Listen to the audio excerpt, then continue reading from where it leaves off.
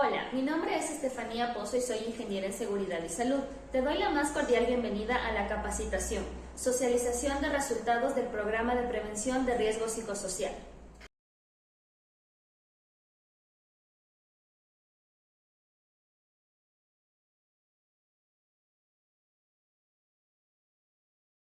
Hola, te doy una cordial bienvenida. Mi nombre es María José Valdivieso, soy psicóloga organizacional y en este momento vamos a tener un espacio de formación, un espacio de capacitación. Recuerda que la capacitación es un elemento de transformación, así que está en tus manos acoger estos diferentes tips o pautas que vamos a ver a lo largo de esta capacitación para que puedas tener en tu lugar de trabajo un ambiente seguro. Comencemos. Ahora vamos a dar paso al tema de acoso laboral.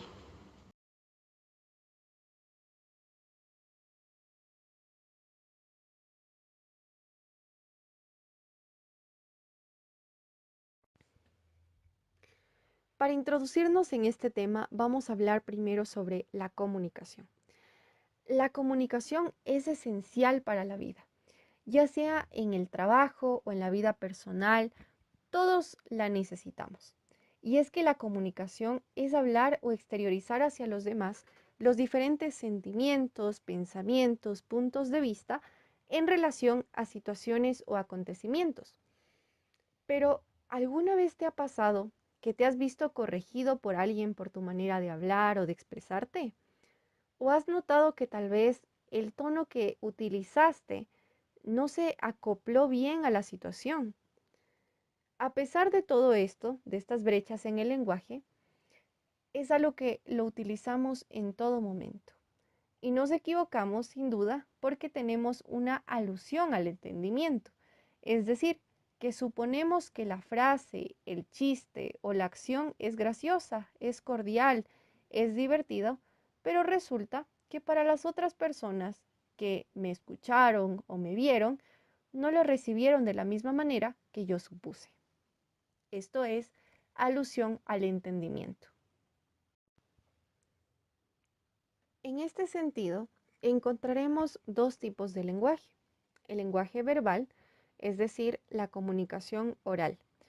Una buena comunicación mejora la competitividad de la organización, su adaptación a los cambios, el entorno, facilita el logro de los objetivos y las metas que se han establecido y satisface las propias necesidades y la de los participantes. Nos ayuda a coordinar y controlar las actividades y fomenta una buena motivación y compromiso.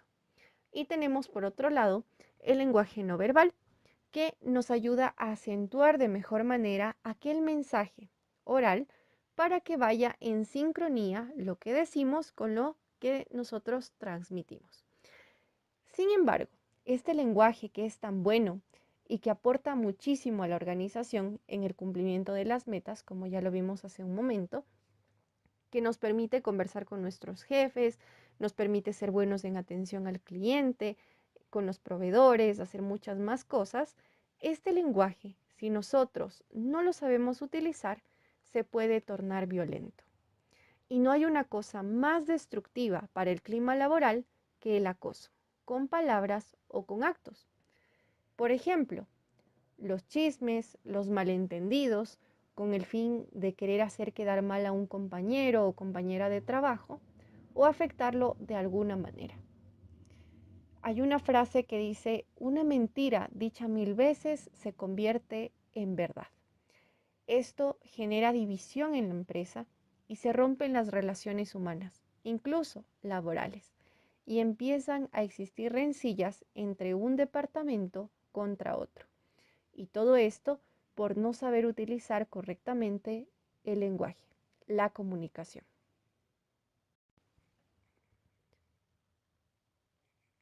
El acoso laboral también es atentar o violar la intimidad de las personas.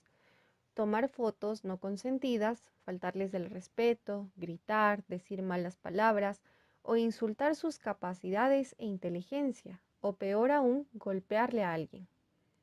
Y algo que definitivamente no solo es un tema laboral, sino que también conlleva un peso psicológico sobre la persona, son los apodos. en el área laboral, como el gordo, la fea, la bajita, el alto, el limpiapisos. Todo esto afecta de manera significativa a la persona y a la organización. Y todo esto es acoso laboral. La OIT, que es la Organización Internacional del Trabajo, dice que aunque han existido estos comportamientos violentos desde siempre, no significa que hay que normalizarlos, sino modificarlos, ya que la víctima podría esconderse bajo un lema de yo voy a soportar esta situación, yo soy fuerte, no les hago caso, pero en realidad puede traerle consecuencias como el deterioro físico, emocional, social, y de pronto quien ha sido víctima de acoso no sabe por qué, pero en algún punto ya no confía en los demás y desencadena problemas en su seguridad, tiene acomplejamiento físico, de su inteligencia, de sus capacidades, o fue una persona a la que le hirieron tanto que después usará un escudo de protección en su soberbia, en el orgullo, y se aleja y endurece sus sentimientos y por ende se convierte en una persona dura y fría. En algún punto también el agresor tiene una idea, concepción de la vida, o como veíamos antes, las motivaciones, sus concepciones, hacia los demás o de los demás, que lo lleva a actuar violentamente. Pero en realidad es un adulto diciendo, no sé cómo cambiar. Pero hay fuerzas inconscientes en su mente que le empujan a actuar, tal vez porque la conducta se normalizó. Por ejemplo, al conducir es muy común en la cultura ecuatoriana, cuando tú estás aprendiendo a conducir, que te digan, no te dejes, acelera en amarillo, lánzale el carro, pítale más duro. O incluso con los hijos. Es que si es que no entiende, pégale. Si no te hace caso, grítale. Habla malas palabras. No te dejes. Tú eres más que ellos. Son conductas que el agresor y la sociedad han normalizado, pero no porque todos lo hagan significa que está bien. Dicho todo esto, ¿qué debemos hacer con respecto a este tipo de acoso? En primer lugar, es importante reconocerlo y evitarlo, es decir, moldear mi comportamiento. Si yo sé que soy propenso a caer en chismes, en apodos, abstenerme. En mi forma de referirme o de pensar de los demás. En segundo lugar, no alimentar los comentarios con los demás compañeros de trabajo.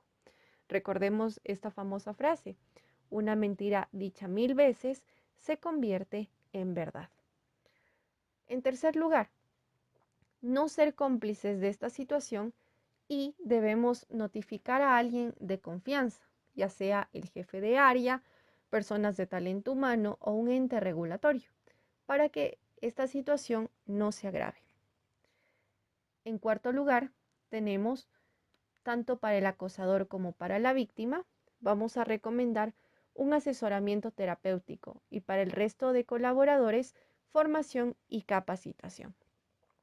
Finalmente, es importante mencionar que las estrategias de intervención frente a este riesgo psicosocial no solamente se tratan de un conjunto de prácticas saludables, sino también de una guía para actuar en el futuro de una manera responsable, con el fin de atraer y mantener el talento dentro de la organización.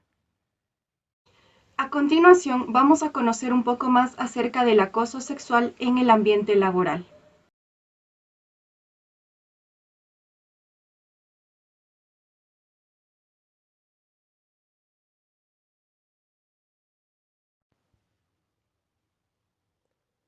Muy bien, para este tema, como sabemos, el lenguaje es importante, ya sea en sus dos formas, tanto verbal como no verbal, es decir, mi lenguaje oral o aquel lenguaje en el que me comunico a través de mi cuerpo, de mis gestos y mi postura. El lenguaje puede transformarse en violento en base a aquello que una persona supone como un bien o normal. Por ejemplo, alguien podría pensar, A mí me parece normal hacer comentarios acerca del cuerpo o la vestimenta de mi compañero de trabajo, de mi compañera de trabajo. A mí me gusta o me parece normal formar rumores de pareja y fomentar el morbo a través de este tema. Como sabemos nosotros, el lenguaje, la comunicación puede llevarnos a un bienestar laboral enorme o puede ayudarnos a que haya un declive terrible en el ambiente laboral. Conociendo ahora un poco más acerca de la comunicación, el lenguaje asertivo y el lenguaje violento, podemos adentrarnos entonces en el tema de acoso sexual en el área laboral o en el trabajo. La OMS nos indica que el acoso sexual abarca actos que van desde el lenguaje verbal y el lenguaje no verbal, la presión social y la intimidación hacia una mujer, un hombre, un niño o una niña. También el Código de Trabajo nos habla sobre esto. Podemos encontrarlo desde el numeral 44 al 46, que se va a referir al acoso sexual como actos de intimidación, de hostigamiento y de perturbación, ya sea hacia un hombre o una mujer en el espacio laboral. En cuanto al lenguaje verbal, nosotros debemos identificar si lo que estoy escuchando, lo que me están diciendo o lo que en este momento estoy percibiendo es elogio o se trata de acoso, ya que podemos suponer que cordialidad es coqueteo. Ejemplos de elogio son: muy buen trabajo, qué buen informe, eres muy inteligente, hoy te ves elegante, esos aretes que te pusiste son muy bonitos, o tienes un buen manejo de tu tiempo, eres muy productivo. Qué chévere cómo manejas tu tiempo de oficina y como padre de familia. O también un ejemplo de elogio es: eres un gran líder. Pero el acoso con el lenguaje verbal es: tus piernas son, tu cuerpo es, qué bien que te queda la falda, qué ajustado se ve tu pantalón, te invito a salir, y esta sugerencia de manera hostigante y repetitiva. Eso es acoso. En cambio, en el lenguaje no verbal, el acoso se traduce en miradas también. A veces la mirada nos dice mucho más, nos dice mucho de lo que un hombre o una mujer quieren de otra persona. Y esto puede afectar y resultar incómodo para la víctima de acoso. Aquí también encontramos el traspaso de los límites claros, es decir, los tocamientos, actos sexuales y fotografías no consentidas hacia un compañero o compañera de trabajo. Es importante recalcar aquí que todos merecemos respeto y nuestro espacio e intimidad no pueden ser violados ni traspasados. Las consecuencias de este riesgo psicosocial son terribles, ya que el acoso sexual afecta negativamente tanto a la persona trabajadora como a la organización, ya que va a repercutir sobre la satisfacción laboral, va a aumentar el ausentismo, disminuye el ritmo del trabajo debido a la falta de motivación. En cambio, la persona afectada va a tener consecuencias a nivel psicológico, por ejemplo, el estrés, la ansiedad, la depresión, un estado constante de nerviosismo, de desesperación, de impotencia e incluso consecuencias físicas como trastornos del sueño, dolores de cabeza, náuseas e hipertensión. Específicamente, en las consecuencias psicológicas, las víctimas desarrollan trastornos de estrés postraumático, ansiedad, rechazo al trabajo, depresión, pérdida de interés en lo que antes les parecía muy atractivo o muy lindo de realizar en el área laboral. Ahora ya no les produce satisfacción. Además, este impacto psicológico crece cuando la víctima calla y oculta el acoso por miedo a represalias o a la falta de credibilidad. Generalmente, estas consecuencias afectan fundamentalmente a la persona que sufre el acoso. Sin embargo, también incide sobre los trabajadores que pueden ser testigos o que conozcan la situación, porque se va a producir ansiedad y estrés en el trabajo. Muchas personas incluso podrían sentir la necesidad de pedir la baja laboral, es decir, de renunciar, abandonar su área de trabajo, ya que no se van a sentir capaces de afrontar ese problema o pensar, a mí también me podría pasar lo mismo. O también puede derivar en un despido por negarse a someterse en cualquier tipo de acoso cuando éste viene por parte de los mandos superiores.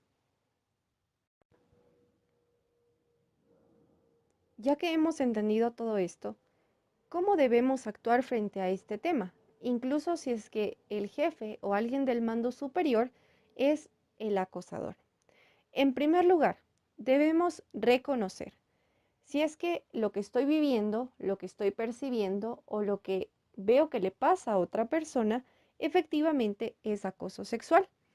En segundo lugar, informar a alguien de confianza en talento humano o incluso no asustarnos si es que, como dije anteriormente, el jefe es el acosador, pues ese jefe, esa persona, debe tener alguien superior o incluso un ente regulador. También debemos buscar ayuda, ya sea en apoyo psicológico o centros de apoyo. Es importante actuar, no quedarse callados. Si yo veo que algo le está pasando a mi compañero o a mi compañera de trabajo, debo poner un alto, hacer un tema de denuncia, asesorándose de la mejor manera o brindarle apoyo, brindarle asistencia. Y finalmente, inspirar. Ayudar a los demás desde la experiencia propia a que otras personas no tengan miedo a hablar si es que están viviendo una situación de acoso sexual en el trabajo. Finalmente, recordemos que somos un equipo de trabajo. Lo que somos lo reflejamos no solamente en el área laboral, sino también en casa, en la familia y en todos lados. Por eso debemos aprender a comunicarnos sin violencia y adecuadamente, y no callar si somos víctimas o testigos, no por venganza para que el otro sea castigado o lo boten de la empresa, sino para mejorar, para ayudar e intervenir en ambas partes, según el reglamento interno y el código de trabajo. Ahora continuamos con el tema de doble presencia.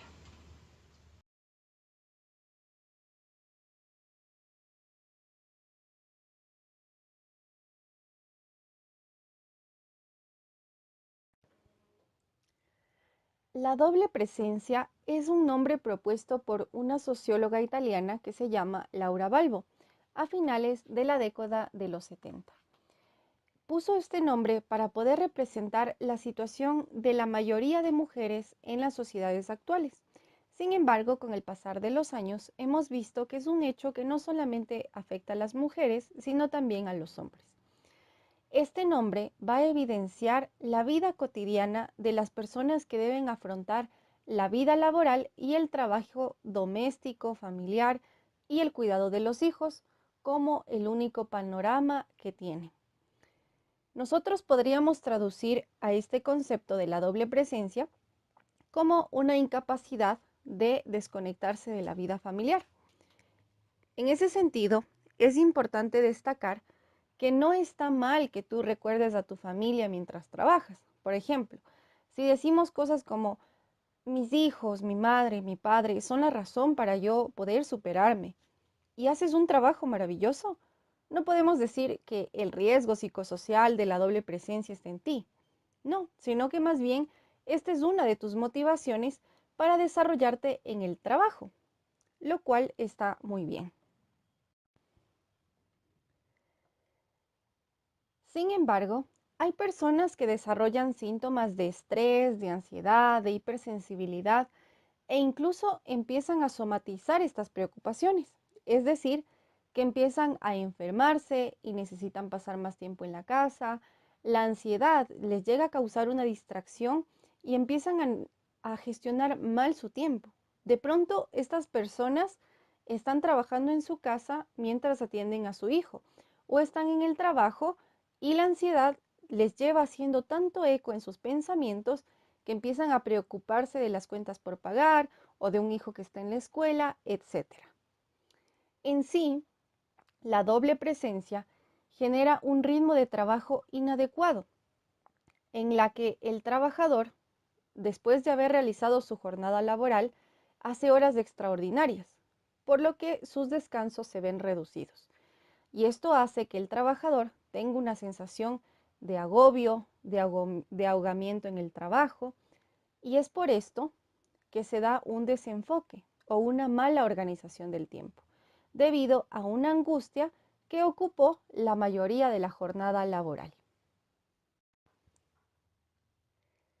La doble presencia se produce cuando recae sobre una sola persona esta necesidad de responder a las demandas de trabajo, ya sea doméstico o familiar, y el trabajo asalariado.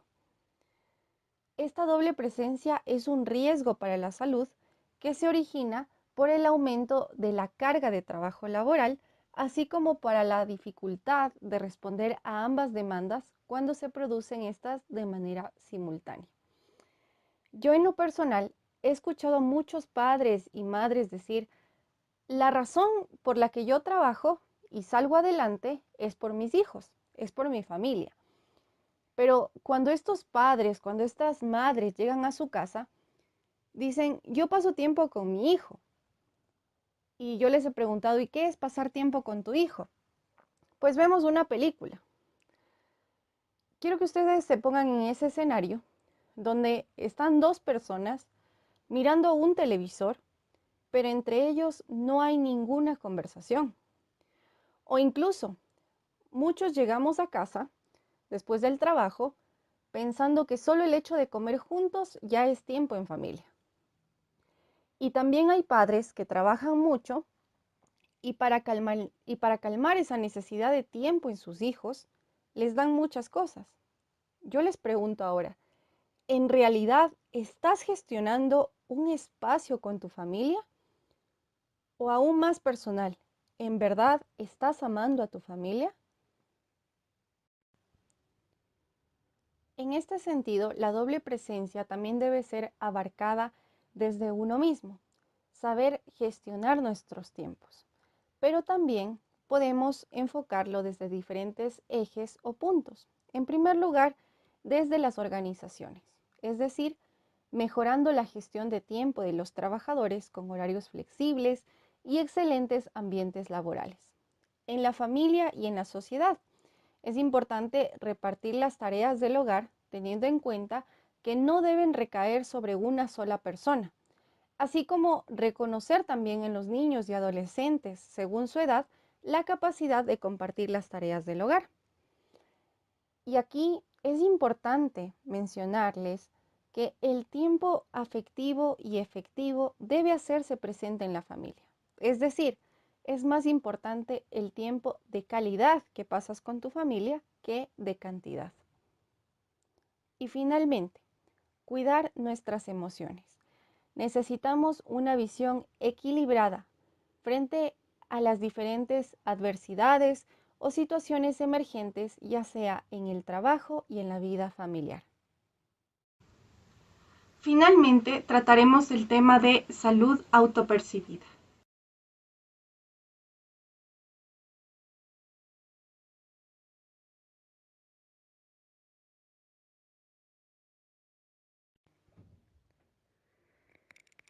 Si yo te pregunto, ¿cómo te sientes de salud?, ¿qué me responderías? Si nos damos cuenta, esta pregunta nos la hacen todos los días. Cuando nos preguntan: ¿cómo estás? ¿Qué tal tu semana? ¿Cómo están en tu casa? ¿Qué tal tu trabajo?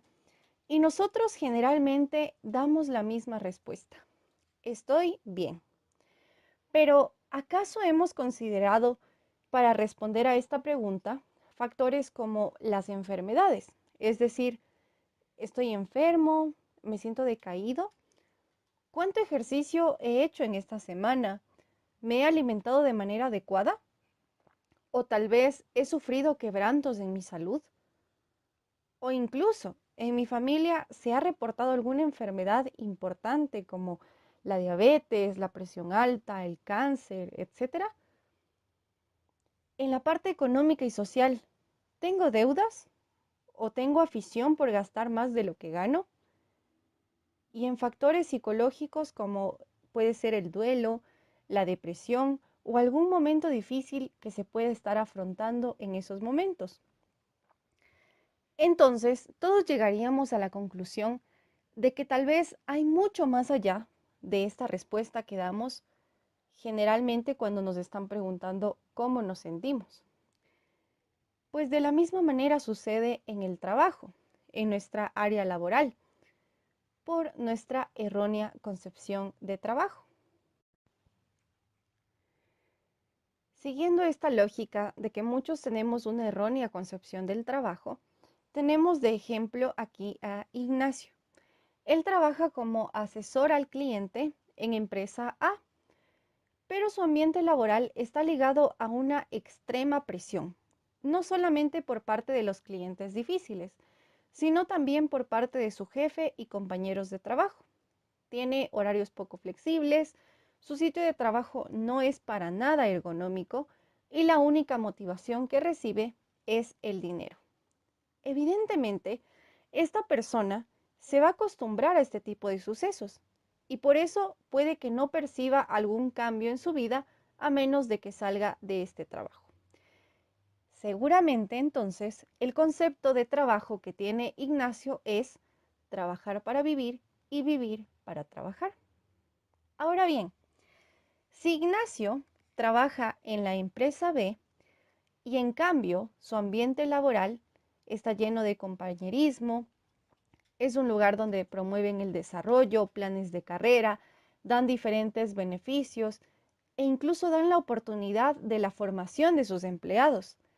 Es claro que Ignacio ahora va a percibir el trabajo como una vocación, como un llamado al servicio, y a la empresa la va a percibir como un lugar magnífico para desenvolverse en base a sus competencias.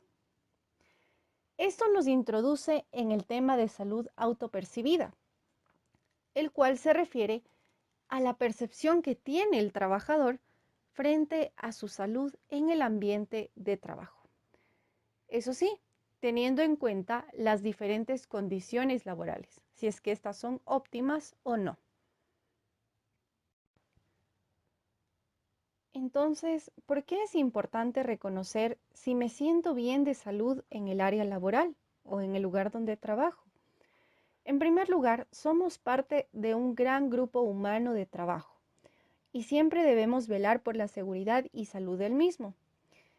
En una investigación realizada en el 2013, se evidenció que el desempeño se relaciona de forma estrecha con los factores de riesgo psicosocial, ya que impactan a las personas a un nivel muy profundo, ya sea en su parte personal y laboral. Y de esa manera también repercuten de forma significativa, ya sea a mediano o a largo plazo, sobre su salud. E incluso, si no se hace una buena valoración de salud dentro del ambiente laboral, se puede provocar síntomas como estrés, fatiga crónica, envejecimiento prematuro, trastornos psicosomáticos e incluso tras estas afectaciones vamos a ver cómo se reducen los índices de satisfacción laboral sobre estas actividades que se realizan diariamente. Por lo tanto, el desempeño va a empezar a bajar o a ser poco adecuado. Quienes conforman las organizaciones deben hacer frente a todos estos síntomas detectados, pero también actuar en prevención de salud y seguridad en el trabajo. De esa manera, la autopercepción de sus trabajadores acerca de su salud será óptima. En base a esta prevención y promoción de la salud en el área laboral, muchos expertos mencionan que las acciones que deben realizarse están organizadas en 3 grandes fases. La primera se trata de la acción individual, donde las personas pueden asistir a diferentes grupos de formación personal y talleres. La segunda fase es una acción organizacional, donde se recomienda realizar un diagnóstico de clima y cultura organizacional. Hay que hacer revisión de los contenidos de puestos, determinar jornadas de trabajo, con el fin de eliminar jornadas excesivamente largas, además de gestionar pausas activas y programas corporativos, donde todos los colaboradores participen en estos programas de bienestar. Y finalmente, la tercera fase es la acción extraorganizacional, en la cual es importante la mediación de un especialista en la salud mental y familiar para gestionar las dinámicas que tiene esta persona fuera y dentro del trabajo. Así que con todo lo aprendido, te vuelvo a preguntar, ¿cómo te sientes dentro y fuera de tu espacio laboral? Es momento entonces de reforzar o adoptar comportamientos saludables en tu diario vivir y hacer de tu espacio laboral un espacio seguro. Gracias por tu tiempo, gracias por tu atención.